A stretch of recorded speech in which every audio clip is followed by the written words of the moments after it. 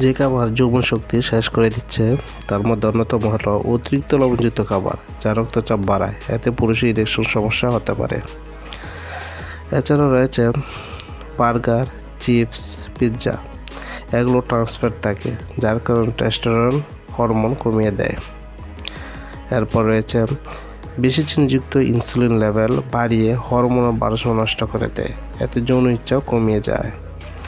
এছাড়াও soft drink, cold drink, এগুলো থাকে ক্যাফিন ও যা যৌন হরমোনের কার্যকারিতা কমায়।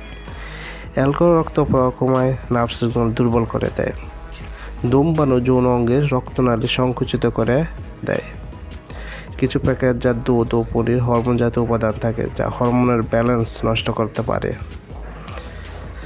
প্রক্রিয়াজাত মাংস যেমন সসেজ, সালামি, হটডগ, এগুলো কেমিক্যাল ও প্রিজারভেটিভ থাকার কারণে যৌন স্বাস্থ্যের জন্য ক্ষতি।